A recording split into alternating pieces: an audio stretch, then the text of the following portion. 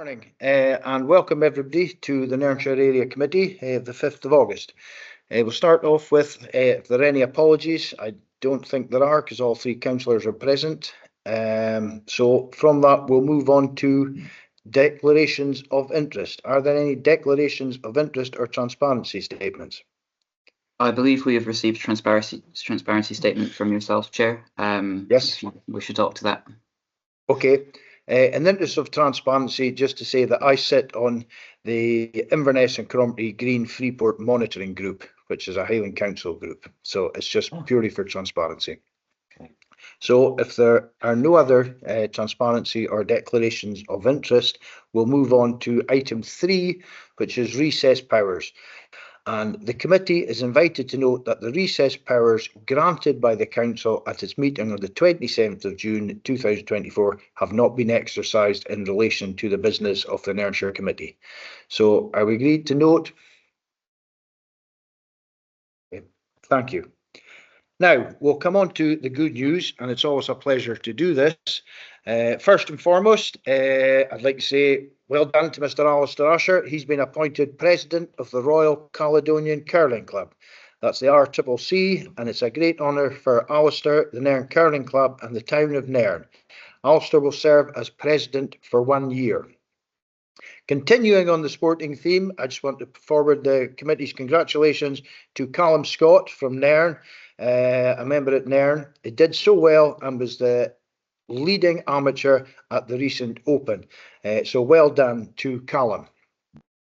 Elsewhere, Jessica Bowie has recently been appointed to the role of Community Support Officer and will be one of the primary links and contacts for the local community councils. So that's a real bonus for the community councils that they've got a designated contact. Now, the next item is after successful social media messaging on behalf of the Nairn Common Good, that's Ali Garrow, during the spring, the contents of Viewfield stables, which have seen varied community use over the years, have now either been collected by their rightful owners or donated to local groups and charities. This has allowed repair work to be carried out and preparations are now underway to look at options for a commercial let at the stables. Finally, from me, well, two more actually, the second Common Good Fund Engagement Group took place on the 1st of August, and it was once again a pleasure for me to host the group. I wish to thank those who attended, especially for the excellent contribution and the detailed knowledge shown by members of the community, especially Joan Noble. Lastly, I would like to wish well to Doug McLean, has recently been appointed the chair of the Nairn Museum. So lots of good news, and I'll open it up and I'll go to Councillor Jarvie first. Okay, you got me on, Doug. Thanks for covering that on the golf. The RNLI is in its 200-year anniversary, and well done to Pat Fraser's for being supportive and having the RNLI flags out on the street. Be grateful, and if people could be mindful and donate to them. There actually used to be RNLI based in Nairn many years ago, but we're thankful to the Invergordon and North Keswick servicing our area, a great team, and we should all support them. Also the Yarn Bombers, many thanks for them yet again. Another outstanding knitting crocheting creation. Nairn Our Town theme is adorning every letterbox, and people take care, and many photos getting taken beside wonderful efforts of that group of people. And can I just mention the Book and Arts is coming soon, so the programme is out, stacked full of stuff, bumper edition, fattest programme we've ever had, and things are booking up already and nearly selling out. So get your tickets. And it also supports our community centre, which are also having a run rig event. So that's great to hear. So okay, lots thank of you, good things. Councillor Jarvie. Local place plan draft is out for consultation. If people could comment on that, would be wonderful. Thank you. Thank you, Councillor Jarvie. Councillor Oldham.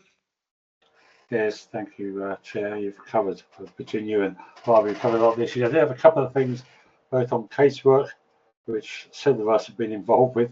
One is we have finally got Marine Road double yellow lines. I think that is good news that we've got that done before the games. The other piece of news I've just had is that the famous water leak alongside Nairnshire is being worked on as we speak. So I know that I've certainly had comments about this. I'm sure you have as well. So we will hopefully have that water leak finally fixed by the end of the day. Thank you.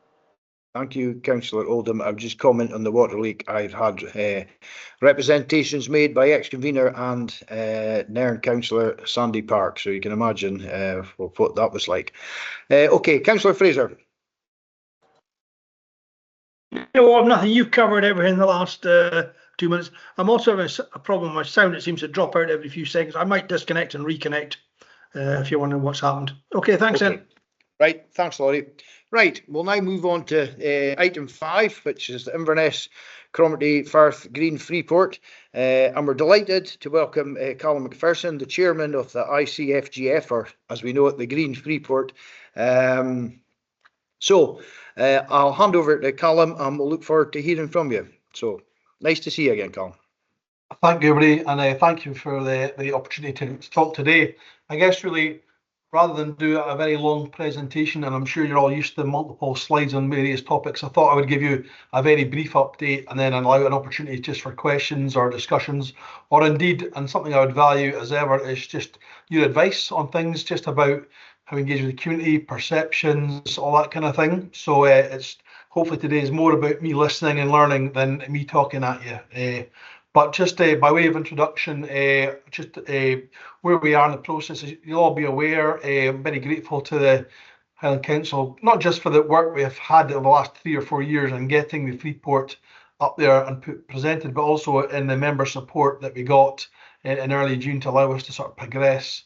And the timing was very important because, of course, then we had a general election, which meant, for example, that the Welsh reports are sort of stuck in limbo now until they see what happens next. So there, maybe I think our combined efforts in getting things through as fast as we could really did pay off at the end of the day. So the UK and Scottish governments are going through and have been going through over the last month or two the submission that we did, and we wait with bated breath just to hear back. I mean, I say bated breath. In some ways, the outline business case and where we've got to already, we've already done the lion's share of the work, and as you know, we've got the statutes in place around for the tax sites themselves. So it's, you never make any assumptions, but it's, the stage we're at now is, if you like, ratification of all the work we've done rather than a decision as to whether or not there's going to be a Freeport here or not. So we wait for that. But in the meantime, we've been working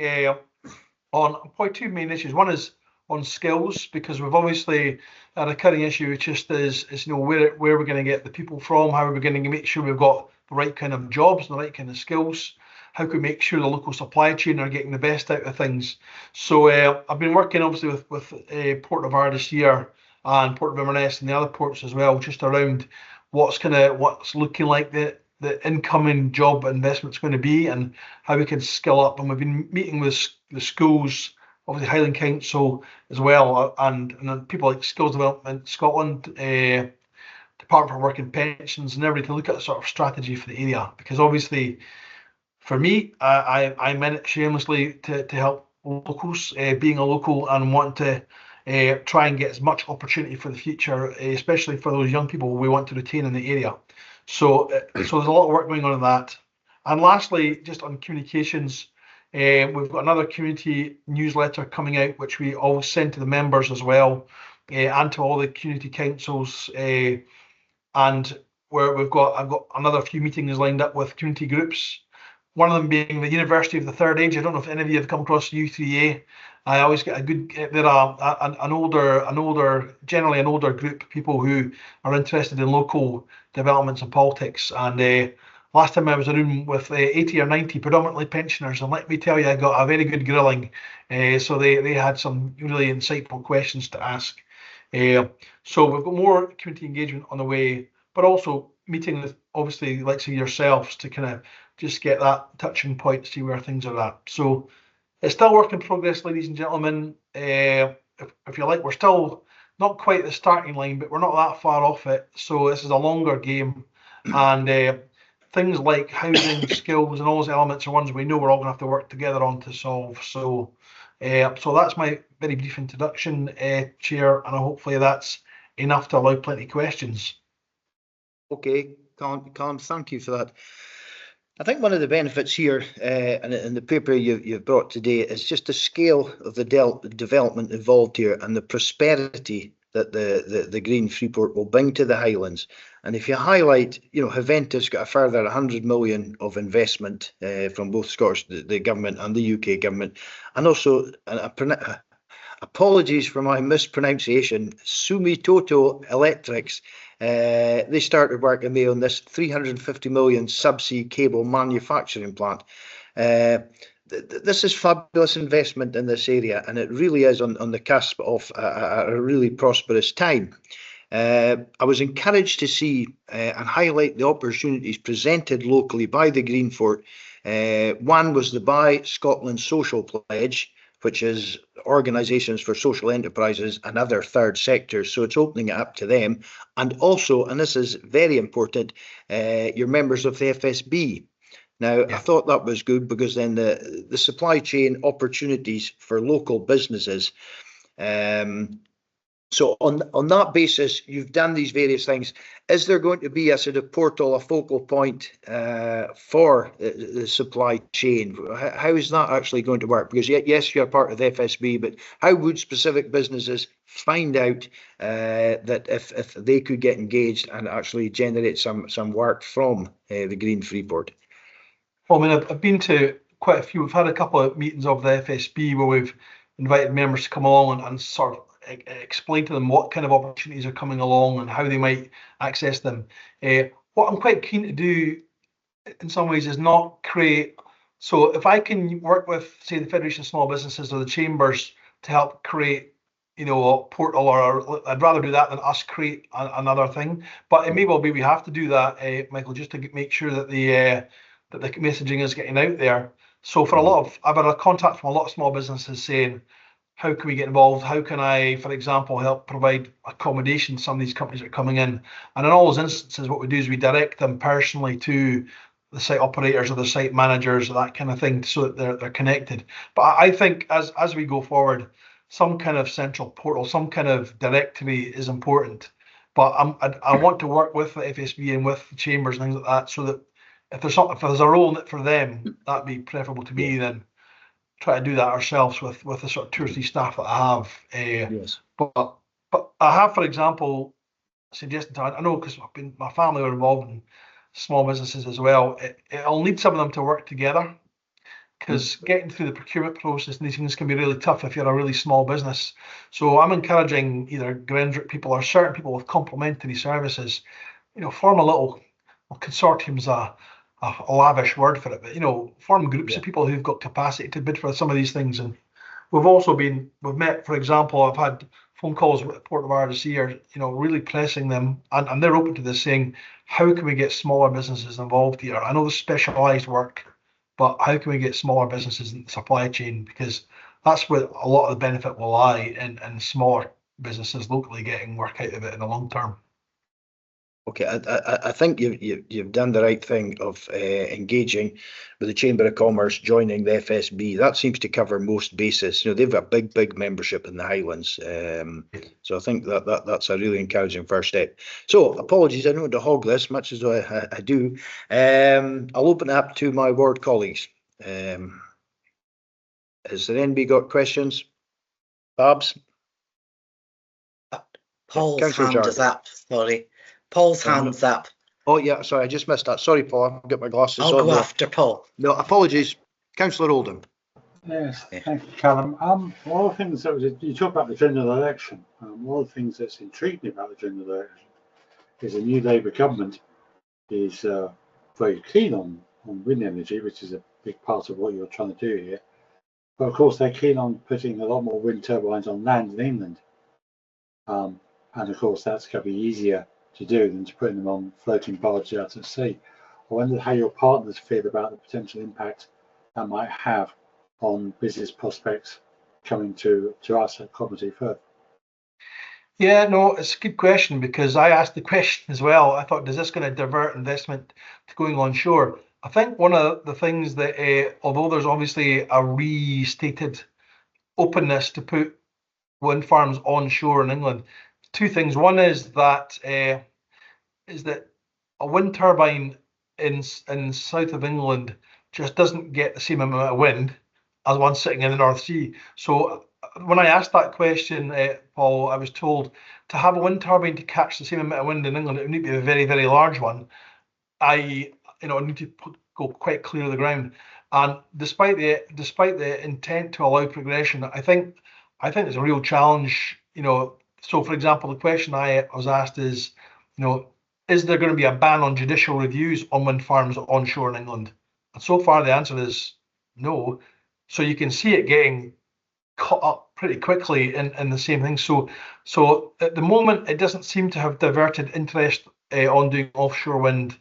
If anything, the announcement, which was positive for the offshore wind developers, that the contract for difference, the sort of the subsidy, if you like, that's being applied to offshore wind that has been boosted for the next allocation round.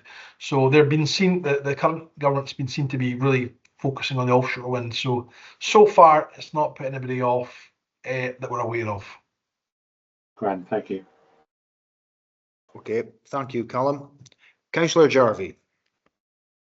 Thank you. Glad to hear that you're trying to connect with the smaller businesses, because Highland is full of lots of little businesses, and the ideas of them getting together and consortiums is really good. You're going in a good direction, and your idea of a portal, that I think that is maybe the way to go, maybe working with the area's bids across Highland. There's quite a few bids now, not just Inverness. Your social pledge, that's good to hear about measuring the positive impact. But is that also with regard to local impact, or just a Highland-wide thing, or are you going to split it up? It would be good to have a report coming back to that. We like getting the feedbacks and the good liaisons we've had with Inverness so far, just keeping everyone in the picture and transparent. The sort of transparency is really appreciated, so hope that continues going forward. The career pathways. Yeah. This is something that the schools are keen to look at what opportunities are going to open doors so that kids can plan what subjects they actually need to take for the direction that's on offer. Because, from the news so far, this is long-term secure jobs here, which is really needed and be fantastic. But just so that they're taking the right courses, the right subjects, and heading in the right direction to be part of the bigger picture. Yeah, no, absolutely. And to be honest with you, Councillor Jarvie, part of the thing as well is it's the pathways are obviously for the school kids, and there's a lot of guidance going their way now about STEM subjects and things. But part of what I'm interested in as well was a lot of people who maybe think, well, I can't really get into that because I trained in, I don't know, retail or something else, and there's many ways into which people can enter the trade. And we're pleased to say we've even got people doing welding right now who are retired policemen. We've got people who've maybe been in the forces and who are looking at how they can take their career the next step. So the pathway is absolutely about helping our young people identify how they can get into it. And I was really pleased to hear CRC Evans, who are based in Aberdeen and in this area as well. They recently put out a job for about 15 or 16 apprenticeships, and they had over 160 applications. And they had, of that 160, they said that 70 were absolutely excellent. So in terms of, they took obviously the 15 or 16 best ones, but they then spoke to their competitors and other people in the area who are doing fabrication and welding and everything else and said, listen, these are great kids, you need to have a conversation with them. So I'm pleased that the message is getting out there to the younger generation about the opportunities in manufacturing and all these industries as well. So, but the pathway stuff is important, because the other thing as well, I should say to everybody in this call, is we're trying to be a bit careful about managing expectations, because Port of Ardeshir is the front runner. It's doing really well, But these jobs aren't all coming tomorrow. It's going to be over the next 2, 3, 4 years. So it's a little bit about managing expectation, and there is time for people to get informed, and that's why we're kind of. But you're right in terms of the pathway for careers. The other one, just on the social aspect, on the social pledge around using, for example, third sector businesses. We're trying to lead by example. So in my little business, every contract we put out so far, somebody, either a local firm or somebody with a local address has won it. And also in terms of wherever we can, we try and use third sector businesses wherever we can, and we're pushing that more to sort of the membership of Freeport as well, because as you all know, the benefit is then not just economic but social as well. So we will try and now we're obviously a very small business, so there are only 3 or 4 of us, if you like, in the core. What I'll be interested to see is we're going to try and capture how much of that business is used by all the ports and the landowners as well, so that they can report back to you and say how much of this is going to social enterprises, how much of the benefits coming to that area as well, to try and track it. Because I appreciate, in terms of transparency, the more we can give you, the easier it is for you to answer questions from your constituents and your local community about what's happening as well. Okay, thank you. Okay, Callum, as a thought went through my mind, and thank you for the information, is that you said it's managing expectations. Yes, I fully agree. It's maybe a year, 2 years down the road. But I think bringing it all together, and if you look at, as you say, Haventus is the leader, and they're doing remarkable work down at Haventus. You've also got Orbex along at Forest. You've got the Green Freeport, and you mentioned some of the companies there. It may well be something to look at, a sort of careers fair, a jobs fair, maybe next year sometime, which I think would be a good idea to actually put a sort of human face on all this, rather than if somebody misses the boat here. We just create a focal point. I might speak to you about that later on. But I think that maybe next year something like that would be beneficial for everybody, for the area. We had a one there was a smaller one in Inverness, and then there was one in Allness, which was partly organised by DYW, Developing the Young Workforce. Now, schools from everywhere, including Nairn and everything, were in attendance at that. But I think it's getting bigger now that we should actually maybe have one more dedicated to the sort of Nairn Forest end of things as well. Because that way, I mean, they do always make sure so we had 600 S4s from across Highland schools, so definitely including Nairn. But I think this is something that's going to have to happen every year. And there was 30 companies there trying to snap up all the young folk as soon as they could. So, but we need to keep that going on a continuing basis.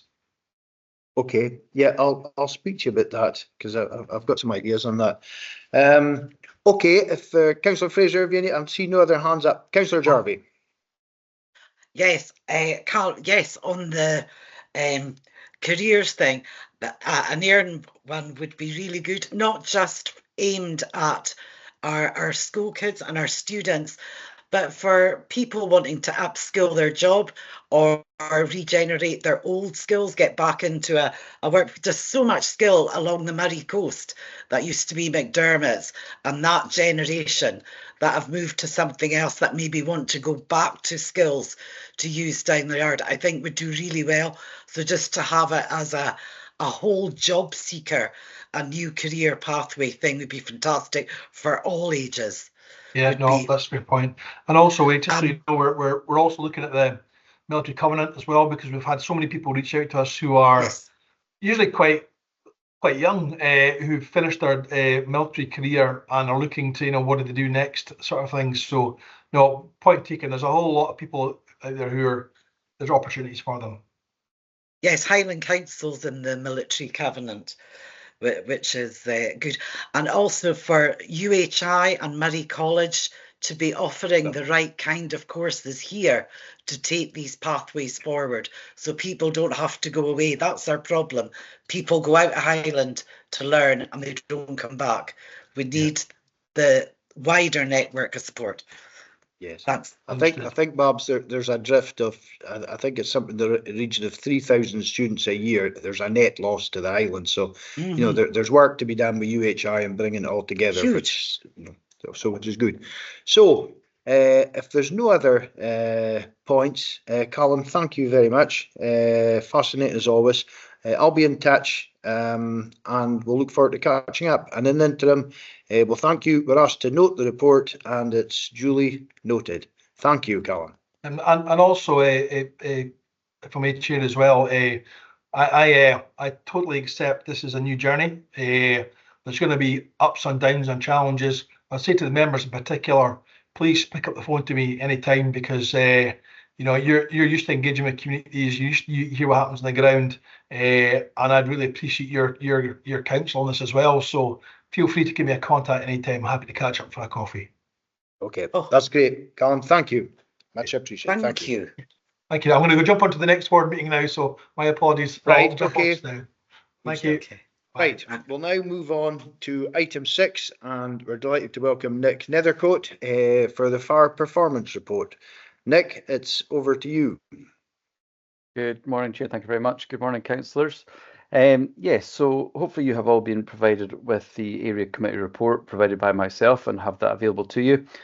The report provides an update to the area committee members on progress against the priorities outlined in the Scottish Fire and Rescue Service Area Committee Plan. And obviously, as committee members, we are inviting you to comment and scrutinise the information that we've provided for you. Within it, there's a performance report which provides the current figures for the reporting year of April 2023 through to March 2024. Within there, some of the performance highlight details are that in that period there were 5 accidental dwelling fires, which is below the 3-year average. Within these incidents, 1 was classed as high severity, which of course was the incident on Harbour Street in July last year. But the rest were thankfully classed as low severity, requiring very little or no intervention from ourselves once we were in attendance, and there was minimal fire damage in these properties. We had no accidental dwelling fire fatalities in the year, but we did have 2 casualties. And whenever we are present at accidental dwelling fires, we always take the time to offer home fire safety visits to those properties and the surrounding properties in the area, and we'll work with agencies to make sure everyone's referred to the right partners and support as best as they can within the community. There were 5 deliberate dwelling fires, which is below the national average, always concerning, but below the averages. Of these, none of these related to primary fires and were secondary fires, so more perhaps kind of your outdoor fires at the time when we were there. We attended 5 RTCs, again below the national average, but we are continuing to work with our Highland Road Safety Group to see what we can do to encourage safer driving within the areas. We do work with the older driver virtual reality scheme, and we also work with young drivers as well. And we attended the Nairn High School there to sort of give out before the summer road safety information for our new drivers that are coming on the road. We also attended 34 unwanted fire alarm signals, which is showing a trend now, a decrease. But this is probably more related to the fact that we've changed our policy in what we will attend now. So we're more asking organisations to deal with their own fire alarms unless we get more information to indicate that it is actually a real fire, at which point we will obviously and unquestionably attend. And for clarity within that, our change in policy does not apply to sleeping risks such as hospitals, care homes, hotels and domestic dwellings as well. We will always attend if we are given notification of an alarm. During that 1 year as well, we also undertook 91 home fire safety visits. So that's all people in the community are entitled to one, and we are always willing to go into people's houses to give that home fire safety advice. But we will always try and target those at most risk in their communities based on the demographics of who they are. So that's the highlights of it. But obviously, if you have any questions, I'd be very welcome to hear from you all.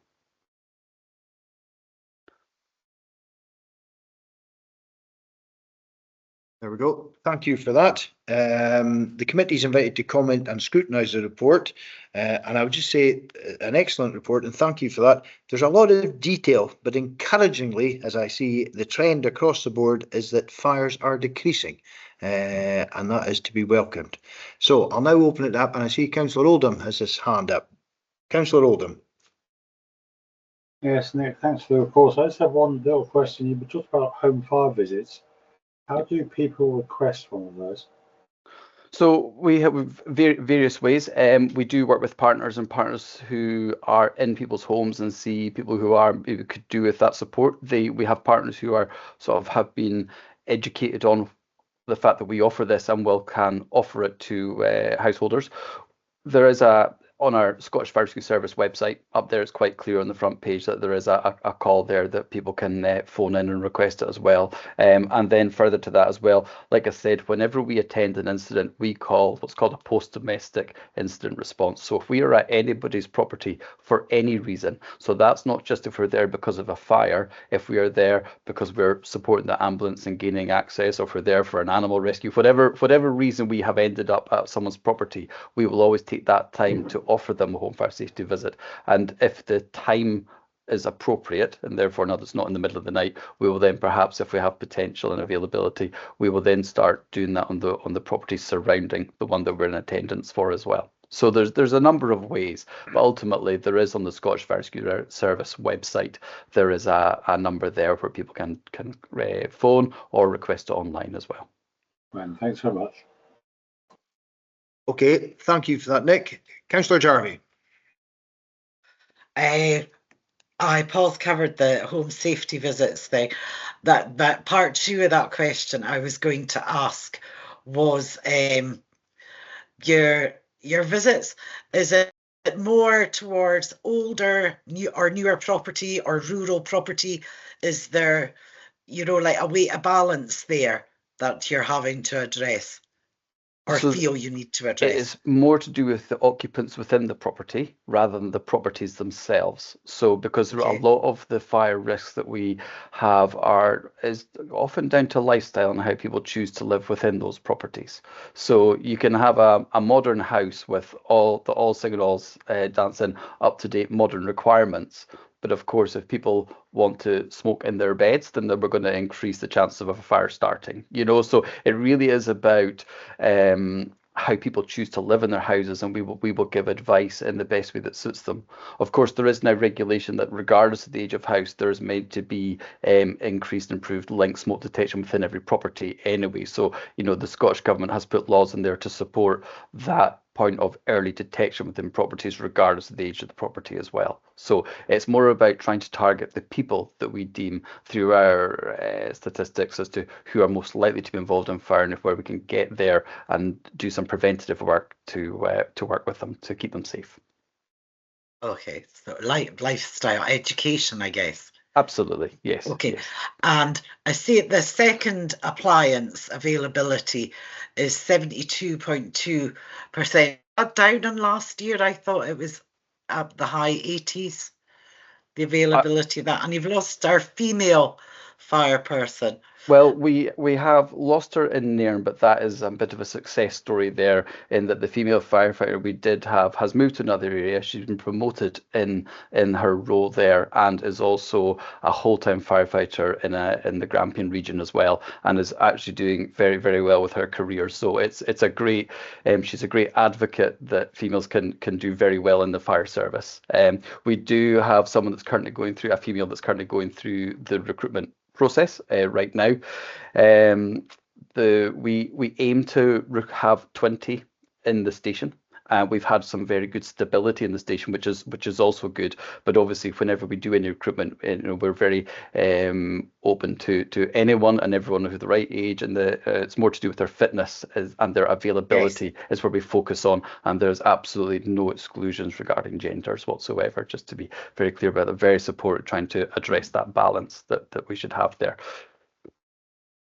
So in regards to the just regards to the availability, then, being honest, I'll need to go back and check and compare against last year's, but I would quite happily email back out to you to do that. Availability is a challenge. I'm always proud to say that Nairn is one of our better performing stations with regards to availability, and we do exceptionally well. If you look at for the first appliance, that 97.5% is a very high, very, very high, which means Nairn has great cover there, which is fantastic. And it usually is about that first response. So we're lucky with Nairn to have 2 appliances there, and we always work with our crews to make sure we can be as available as possible. So. Okay, thank you for that, Nick. I would just make the observation that the fire service in Nairn is held in very high regard, and I'm sure that helps with recruitment.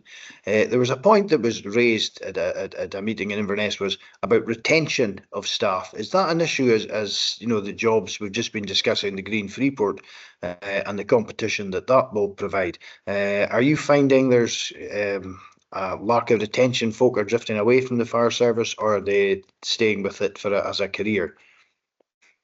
Okay, so we obviously there's a difference between on call and whole time, and Nairn is always, they're all on call. So we look for individuals where they have their normal lifestyle, they have their main jobs or their families, and then we're looking for people who can also then add in that contribution to work with us in Nairn as an on-call firefighter, where generally the minimum cover we are looking for would them to be providing 90 hours a week, which they can do from home, from their work. It's just as long as they're able to respond when that pager goes off.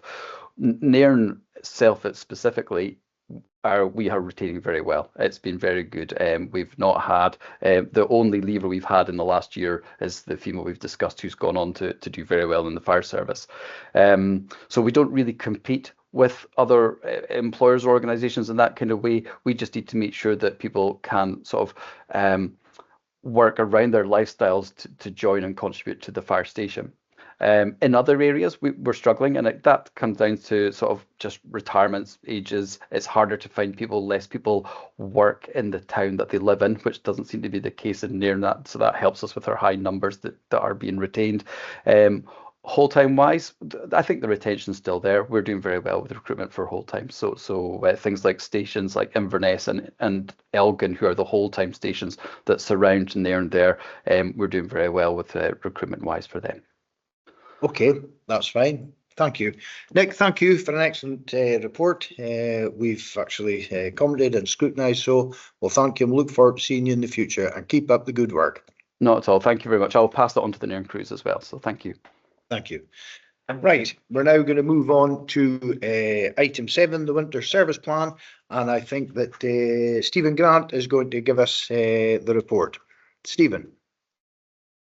Thank you, Chair. I'm not going to keep you too long, because the actual the policy and the report hasn't really changed that much from previous years, and I'll leave it mainly open to questions from members. Really, a couple of things to point out. There are no real changes to the actual gritting maps. There is within Nairn itself, there is a slight change to the Lochloy area, where we're actually gritting now the full Lochloy route loop sort of thing, rather than just sort of half of it as we were doing before. There are basically 3 vehicles in the Nairn area, as you may well know. Basically, we've got Route 1, which is the east side, Route 2, which is the west side, and Route 3, which is the town. That consists of 2 dedicated gritters and 1 demount. There is one other gritter that we use, basically a salt dog in the back of a pickup, that's used for streets when it's basically snowy and slushy and things like that. We sort of grit as resources permit. Not really any more change. Winter resilience scheme. I don't have details, I must confess, on a number of winter resilience schemes at this moment in time. I will forward that to committee if they wish, as I get that details. The only other thing to note is, in terms of grit bins, we try to be very economical with the amount of grit bins we put out. It's a huge draining resource, filling grit bins. It takes about 2 men in a pickup, about an hour to fill each 2 grit bins. So you can imagine, the more grit bins we have, the more drain on resources, and everybody shouts for them generally when it's snowy and icy, and when our resources are to the limit. There is a new policy coming out in terms of grit bins. I think Elizabeth McKeever's section's working on that at the moment, so that should be out fairly soon, so that we can update on that when that comes out.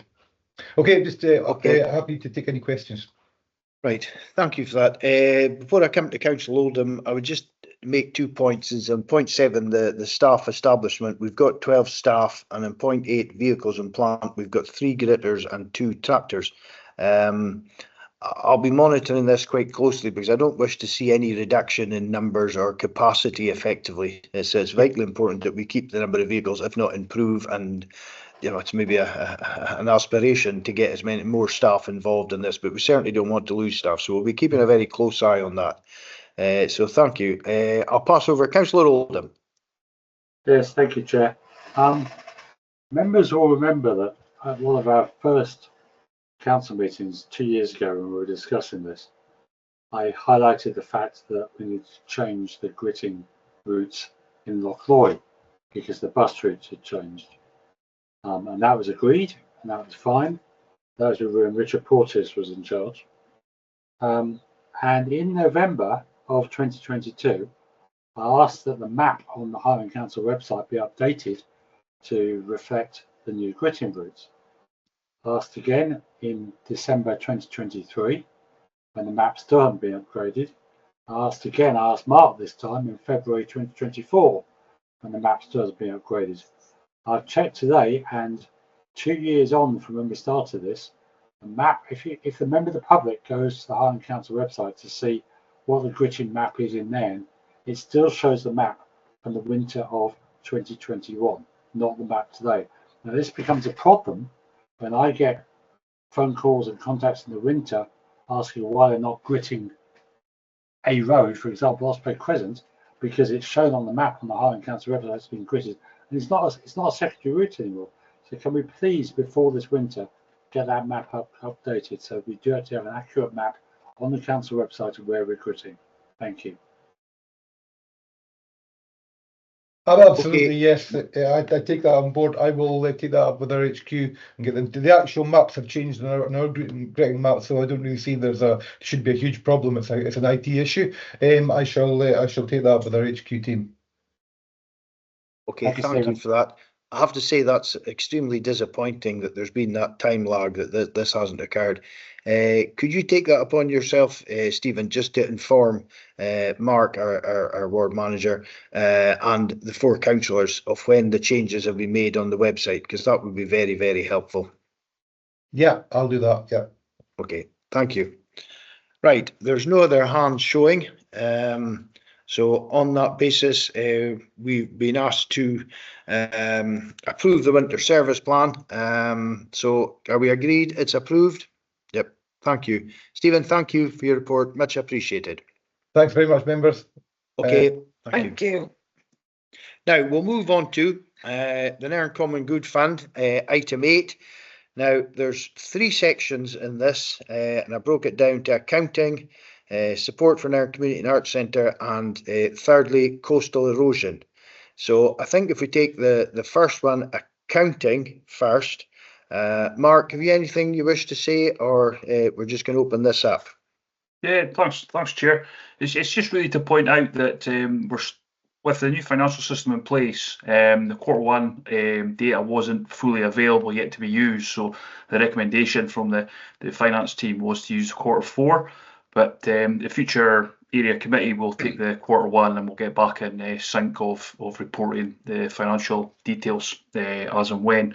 That was really just the sort of main point around the report, and as obviously we're just asking yourselves to note the position of that, along with the proposals regarding the Nairn coastal erosion, and to consider the options and agree the recommendation by officers in section 6.4. So that's right. All I've got for that. Thank you for that, Mark. We'll deal with accounting first, and I think we'll deal with income, and then we'll deal with expenditure. I have a couple of general comments and I have a couple of specifics questions. You've already mentioned we're working the Q4 accounts to March the 31st. We need to be working with current figures. When is it anticipated the new accounting system will be fully operational? Because we certainly want that for the November meeting. We really need to be working with current figures. So have you any timescales or? No timescales to report on, Chair, but you know, as outlined, you know, when we get to Q1, we get to November, that, you know, it's anticipated we will be back in line with reporting as we have done the previous years with the former finance system. Okay.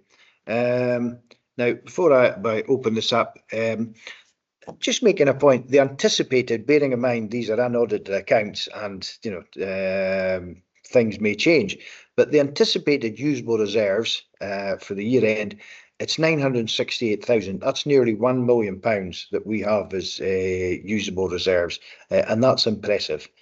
However, just to make a comment, and we're dealing with this elsewhere, but the invitation to pay parking scheme generated 27,525. That was up 3,500 on the budgeted figures. Elsewhere, I think it's worthy commenting because it wasn't budgeted, but investment income of 13,600 and interest of 17,000 was not included in the budget figures. It just seems a sort of an omission. Could you give a bit of clarity on that, Mark? Why it wasn't in the budget and all this, and it may give a false picture. Yes, thanks, Chair. Just in terms of the finance side of things, obviously I'm not a qualified financial accountant, but so that's worth noting. But in terms of investments, it's not known year on year what the investment payback would be, so that's why there isn't a line allocated to it, is how I understand the budget line set in that way. Okay, I'll take that point. Right, we'll open up to colleagues. Is there any comments on the expenditure? Okay, nobody's showing any questions, hands raised there. We'll go on to now, sorry, that was on income. We'll go on now to expenditure. Now, there's a couple of points I would like clarification on, and the staff costs have gone down, which is 22 down to 13, but the general support has rocketed from the budget of 10 to 24, almost 24,500. Could you, Mark, give us a feel actually why the sort of staff costs are down, but the general support, which I imagine is Sarah and etc., the professional services, has gone up so dramatically? Yep. So obviously the staffing costs just be with Ali. So from accounting point of view, those costs will show what Ali's costs are, and obviously show a reduction with Ali's 2.5 days. In terms of the central costs, the central costs been budgeted at £10,000, but looking back on the previous year's central costs, the central costs are 28k. So my view is that as an officer, looking at what the budget line was, it didn't account for the previous year's staff costs, and this year the staff costs actually show a reduction. If you look at last year's cost of 28k down to 24.5, so it's something certainly as an officer, you know, now involved in there and looking at next year's budget, that we'll keep a record of that, obviously the central costs, and look at you know, putting a budget line in more appropriate to what the spend's been over the last couple of years. There has obviously been increased work in there through consultations and, you know, procurement processes, and obviously finance time as well over the years. So there's certainly one that you know, as an officer I can take away and keep an eye on when we're coming back to report on the budget setting for next year. Hope that clarifies that point. Yes, Chair. Yes, I think it's a more accurate figure in the budget for next year would be appreciated, and it's just to get clarification for ourselves that. Where does Ali sit in this? Is he staff costs or is he central support? He'd be staff costs. Ali sits in staff costs. The central support costs are essentially our common good support officer, which is Sarah Murdoch, that deals with the legal side, and also all the admin time from the finance team. And there was also some procurement time included in those central costs. And obviously there have been procurement exercise taken with the Sandown Lands project manager, so that's just to give you a flavour of where those costs would have sat. Okay, that's fine. Mark, does anybody wish to comment on the figures that have been provided on the expenditure? No? Okay, thank you for that. We'll move on to 1.2, second point, which is support for Nairn Community and Arts Centre. I would just say that that's been covered pretty much the detail on our special meeting of the 24th of June, and that's in the public domain. So I think everybody's fully aware of our positions. I would just say that we are monitoring the situation closely. I'm in regular contact with the chairman, who along with his board are working extremely hard to alleviate the current situation. I'm also looking to see who they're getting in to sort of externally assist or monitor the changes that they're implementing. So there's work in progress, but it needs probably assistance to them. So, Councillor Oldham, could you got your hand up? Yes, Chair. Just to point out that you're talking about the anticipated usable reserves of 968,000. Of course, is before the 50,000. So 5% of that is gone. Just to mention, well, potentially gone. I was going to say potentially gone, yeah. But I think you're pretty accurate to say that. Yes, it certainly gives you a feel for it is, although it is a significant chunk of money for the common good. Yes. No, I think it's worth mentioning, and I take your point on board. So, any other points anybody wishes to make? Councillor Jarvie, Councillor Fraser, I don't see your hands up. So I've got my hand up there, Chair. Sorry. Oh, sorry, I didn't see it. It was just to come in on the back of Councillor Oldham's point there. When we get the Q1 financial information, we'll ensure that for the next report for November that figure is ring fenced just for clarity moving forward. Okay, that's fine. Right, okay, we'll move on to 1.3, coastal erosion. Now we're dealing with specifically the links area today, but the issue of coastal erosion also threatens the Nairn Golf Club and Fishertown. And it's fair to say it will be one of the biggest, if not the biggest challenge we face as a town in the coming years. So this is going to be a constant feature of how we address this. So this is, I won't say the start of a journey because there's work being done, but it's going to become more and more relevant and pertinent in the lives of everybody. So we'll open this up and I'll see if there's comments from my colleagues.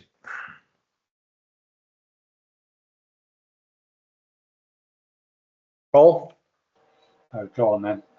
Yeah, I think you're absolutely right, Michael. This is the start of things which are going to get worse over time, and I think we would be unwise to be rushing to fix one small thing now, because I think if we need to look at this in the round, and certainly what the officer's recommendations, I think the putting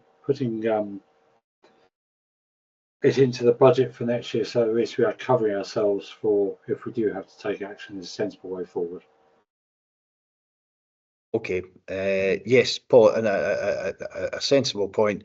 Also, I think that the long-term approach to this will require government support, and that we need to look to work to raise the profile, and we need to actually make our case elsewhere, which specifically is the Scottish Government, probably the UK government as well, to get the money in for doing appropriate defences. But it's a very, very crowded field. There's an awful lot of areas around Scotland that are going to be competing for this, so it's up to us to make the case, and we're up for the challenge.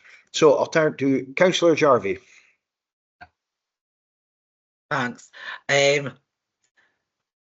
Yes, I agree. I think there's, there was, last year there was flood money designated, assigned to Nairn that disappeared in the budgets. It got voted out, not by me, I may add.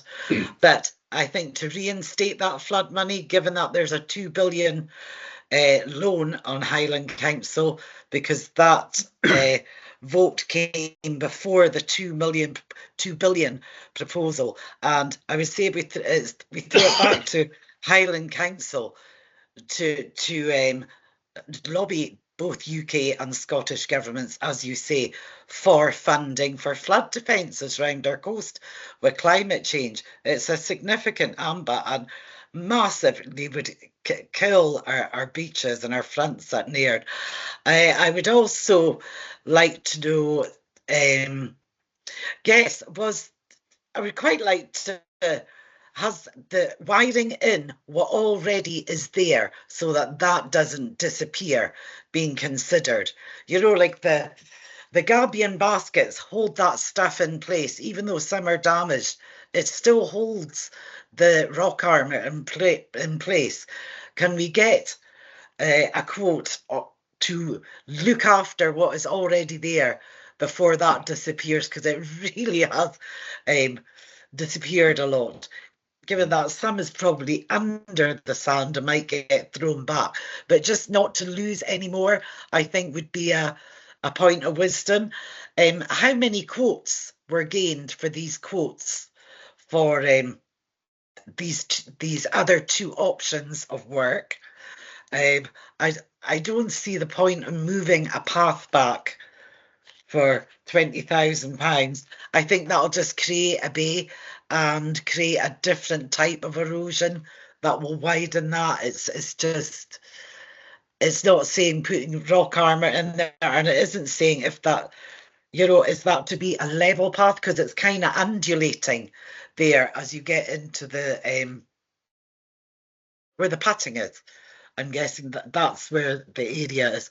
And what do we do with the rest? We're setting, if we agree to this out of common good, you're £100,000. This is only for a tiny bit. We've got the entire coast right across to always monitor and consider. This is a national flood defence project that should be covered. And that's what we should be pushing for, I would say.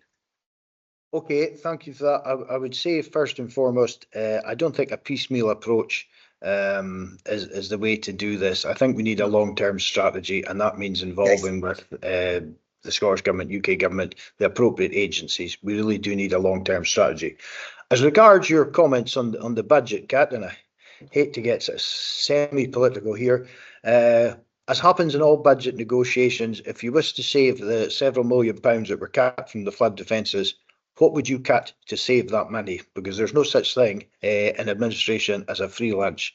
If you decide to protect a specific area, you have to find cuts elsewhere. So I won't ask you to put you on the spot, but I'd leave you with the thought that that's the way these things work.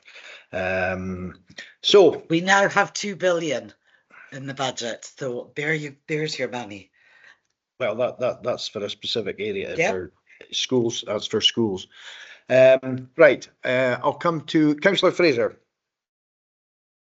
Yeah, see if we just do nothing at the moment. It's not that bad. I walk there every day, and I don't see undermining to that extent. The best we could put is a JCB down there for a day, just to move some rock up.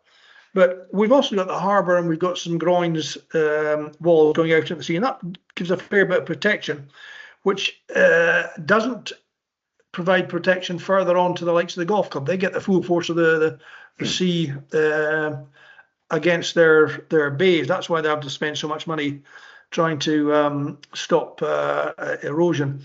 I think the best thing is just take the number with the first option, which is do nothing at the moment. And if it deteriorates, then we just will use a little bit of the common good to make good our repairs. Okay, thanks for that.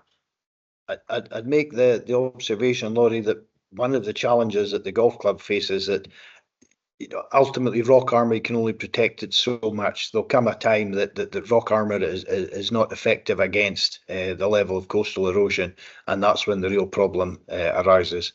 But valid points. But again, I stress the importance of having a long-term strategy for this, and that's what we need to work to do. Paul.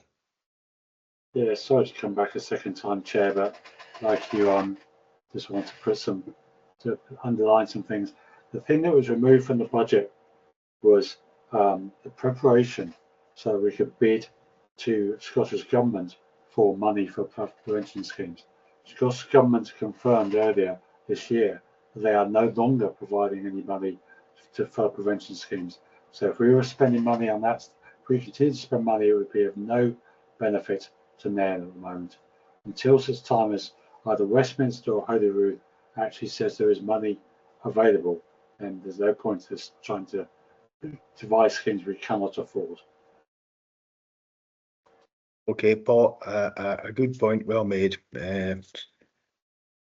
Depressing, but Yeah, it's important to note that. So, okay, we've had a fair discussion there. We'll now look at the options. I suggest here that we'll come to the general recommendations, but first we'll agree recommendations for the coastal defences, which is, I think, was option 1, to do nothing. They can't be, but to ring fence the money in the budget, the common good budget going forward. Are you proposing that, Chair? Yes. I'll second it then. Okay, that's fine. Right, well, now that's been agreed as our recommendation, point 3, I'll move to the recommendations and I'll go through the specific recommendations. 1 is to note the position of the Nairn Common Good Fund as shown in Q4 Revenue Monitoring Statement against budget for 2023-24. Secondly, note the proposed and options regarding coastal erosion of Nairn links and the work carried out are required to be approved and taken from Nairn Common Good Fund reserves. Consider options and agree the recommendations outlined within section 6.4, and as we've just done there, we've selected option 1, which is to do nothing. We have the area in the current condition and assess through weather events taking place with the existing path realignment cost ring fenced from the Nairn Common Good Fund reserves. So we agreed that's the position. Yeah. Noted and agreed. I still think Sorry, Councillor Jarvie. I still think we need to write to the councils if the council flags that higher up, whether there's budgets in UK or Scotland or not. It just needs flagged up that, you know, this could be severely worse and affect houses. But, you know, there's not just the coastal, it's the river as well that affects Fishertown, can get hit from both sides. I think the whole thing needs flagged up for the area. If you don't ask, you don't get. Well, I think what Councillor Oldham's has informed us, and as we know, is that there is no Scottish Government money. But that doesn't prevent us from putting in place a long-term strategy. Things may change, who knows? But we have to have a long-term strategy, and that involves multiple agencies, governments, whatever. We have to start the ball rolling, and we will be doing that over the summer. And certainly way before the next area committee. Okay, so if there's no other points, we'll now move on to item, which is item 9. Okay, Mark, do you want to give us a preamble to this, or anything you wish to say? Yes, just to note that obviously the paper itself's come to us, but we don't actually have a officer come forward to present this. It was raised, but there was nobody confirmed to come back and talk about this paper. So the committee's agreed to invited to agree that £5,242 cost incurred by the Common Goods Partner Enforcement Team to operate the invitation to pay parking scheme at the Nairn Common Good sites is charged against the Nairn Common Good Fund. So the paper quite clear was asking. It's really just for members. If you have questions for the officer, you know, I can't answer them on his behalf. So it's just really to note that. But also, you know, if you feel that this paper needs further discussion, then, you know, I'll take guidance from the clerks. But, you know, members could be minded to defer and discuss at the next area committee. Yes, I think it's very disappointing that Shane or a representative is not here to see something that's effectively doubled. We do need clarification, and I would be liking to defer this. But I'll come to Councillor Oldham. Councillor Oldham. Yes, thank you, Chair. I compared these figures with the figures we got in March last year, and even having corrected for the fact that last year was 11 months and this year presumably is 13 months to compensate. In this situation where the credit card transaction and processing fees have increased by 121% for a very similar number of transactions, where the staff costs, despite the fact it's the same number of hours, have increased by 15%. Now, staff didn't get a pay rise of 15% this year, so where the hell is that coming from?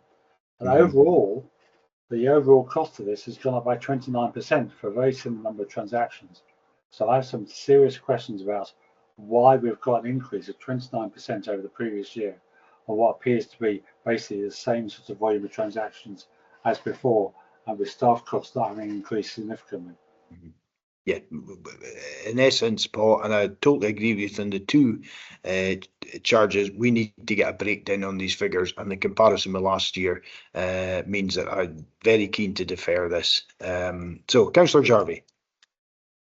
Yes, agreed to defer. There's a lot of questions. We've all got questions. And I'd also asked previously about breakdowns for the machines, about where these camper vans are, how many tenors are we getting out of each machine, basically. That was, and now with this whole £40 scheme, that seems to be booting our invitation to pay scheme out of touch. We want to know the impact on that, and when did that start? Because why are we being charged for that when we're actually losing income? You know, with a Highland Council thing, which is, I know, a whole other discussion that I'm sure Shane, with his knowledge, would be really helpful to answer a lot of these questions that we need to take forward. And the impact on the businesses, it's no, there's a scath. So I don't know. I'm not keen to agree to pay for something we're not entirely sure on.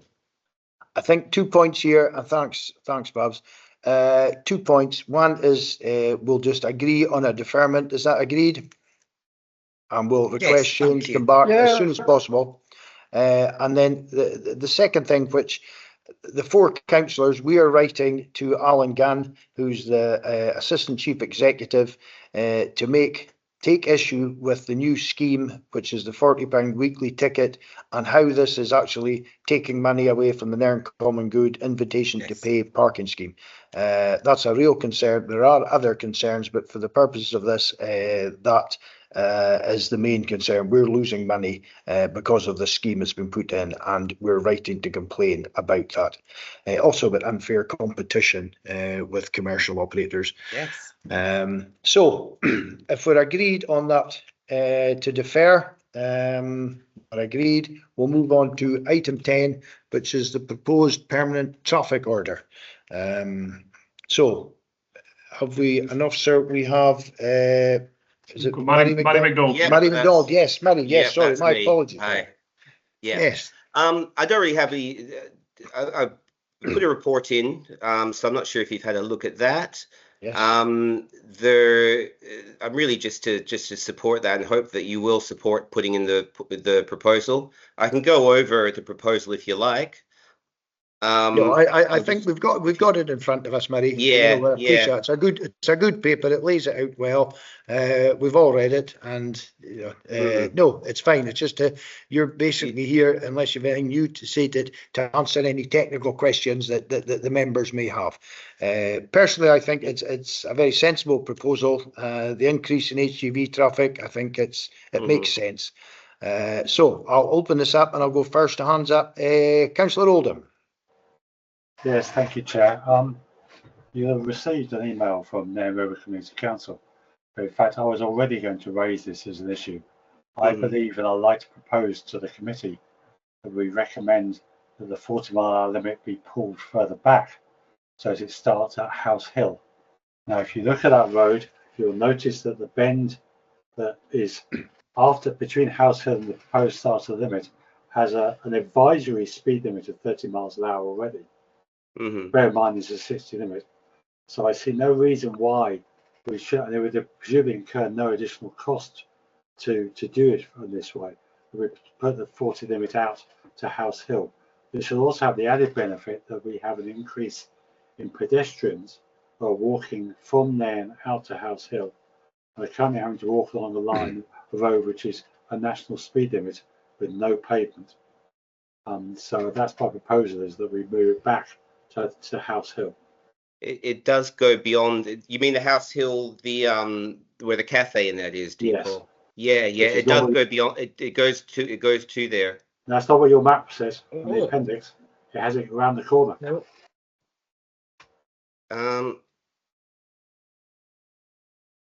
If I can refer to page So I've got a page number of this. Page 47. Mm-hmm. You'll see the pink runs out. Ah, hang on. I'm misreading this. Is that bend not as bad as I thought it was? Hang on. Yeah, I'm sorry. You're absolutely right. I'm misreading this map. I Yeah. apologise profusely. No worries. No, it does. Yeah. So that's one of the reasons we support it, because there has been concerns about that bend and pedestrians on that bend. So it does go out to there. And then beyond where the cafe is, it'll go to the national speed limit from there. Yeah. That bend bizarrely on the map looks significantly less sharp. It does really drive. Yeah, I know. I thought it was further back down the road. Yeah. Yeah. I think you have to scroll through the map with your two fingers to see where it actually extends to the end, right past the bend. I was a bit confused with what you were saying, but I read actually the note from the River Community Council, and I thought, no, we've actually agreed this. My apologies. Okay, not at all. Right, thank you for that, Mary. Okay, we'll come, Laurie. I think it's actually just been sorted. I'm quite happy with it. All the way. The only thing we did propose that the blue should turn to a 20 mile per hour zone. Am I correct there? That was an earlier meeting. I don't know. We've certainly discussed. We discussed the blue section some weeks ago with roads. At the moment, it's a 30 mile per hour zone, and we asked for it to go down to 20 because of the cemetery and all the. Oh yeah. Okay. Yeah. Yeah. Because there's no houses fronting it. Okay. I'm not aware of that discussion, but it's something that the roads team could look at as well. Yeah. Okay. Okay, that's it. Thanks. Yeah. If we could look at that, Murray, that'd be appreciated, because the province raises a valid point. It is becoming a busy area. Just to confirm, that's from where the 30 currently starts up until the A96. That whole. We actually asked for that to be covered from. Yeah. Not the complete A96 from the Sainsbury's roundabout down to the traffic lights at Loch Loy. All right. Yeah. Because we wanted the whole area covered. Yeah. Because it's a 30 at the moment. We asked for the whole thing to come down to 20. No. Okay. Yeah. Okay. Well, I can take that forward with the area roads team. Okay. Yeah. Thank you. Right, that's appreciated. Mm-hmm. Also, I'll just make the point, Mary, for your information, that the traffic lights sequencing has changed, so that there's now substantial build-ups, tailbacks going back down past the cemetery gate, which there never used to be. There's longer delays, so it's a factor to bear in mind. Yeah. But no, I think Babs, my apologies, your hand's now going up. Babs. Right. Okay. Yes, sorry, I'd read that map wrong as well. I'd taken it the same way, it wasn't stretching right out. But yes, the whole pedestrian thing, which is increased, I must admit, as that they're offering more out at that area, at the House Hill place, which is great. But it's not the safest of roads. Could the lighting be looked at as well for going out there? It's over dark at 3 o'clock in the winter, right? The bit they're talking about, that the proposal for the 20 mile an hour, it was with regards to traffic calming as well, because that's an active travel route as you're trying to go across there, and it's an active schools route. There's only one side of the road. You have to cross the road twice to get into the cemetery, because the pavement's only one side. So, it's not just pavement there, it's pavement up to House Hill for pedestrians is a concern. And when there's funerals, there's a lot of parked cars there. It's unavoidable because there's no one else. Yeah. So we're aware of that as well. Yeah. Yeah, it is a big issue. If we're going to have bigger vehicles thundering down there, it's... We've had a concern about a common issue. Sorry, Barb. We've had a concern about the intersection with, I think it's Balmakeith Drive there, just right opposite where the entrance to the cemetery is. That it can be a bit. It's not the safest. So I think that's something we will look at. We'll probably have to look at it in conjunction with the road safety team as well, to see if there's any other traffic calming that could be put in there. Yes, please. But I think I personally, I'm not really sure. Mark's just said Okay, it's been raised with road safety as well, so I could follow it up with them as well. Okay, that would be great to that's hear fine, back of that. Okay, thanks, Babs. Okay, Mary, thank you for that. That's an No excellent worries. report. And now the recommendations, the Nairn, Badenoch, Strathspey Area Roads team are supportive of the proposed permanent traffic order for those roads, and members asked to approve the proposed change. So approved? Yeah, yeah. Yep, thank you. Mary, thank Great. you. No worries. Thank you. Cheers. Right, we'll now move on to item 11, which is, get my agenda, sorry. Yeah, and that's just Nairn Ward discretionary. The committee is invited to note the following ward discretionary fund payment that's been approved since the previous meeting of the committee, and that's that we gave £1,516 to Green Hike for the Nairn Trike project. Approved? Yeah. Okay, that's great. Thanks. Fine. Okay, last item. These are the minutes, and these are circulated for noting minutes of the meeting of the Nairnshire Committee held on the 13th of May 2024, and the minutes of the Special Nairnshire Committee held on the 24th of June 2024, which were approved by the Council on the 27th of June. Noted. Okay, that's fine. Okay, that brings the end to committee. That was good. It was a busy one. Thanks to all the officers for their input. And I would ask that the my 3 ward colleagues stay online, and Mark as well, if you've got just 2 minutes just to say hello. But thanks to everybody for all the support, and look forward to seeing you at the next committee. Thank you.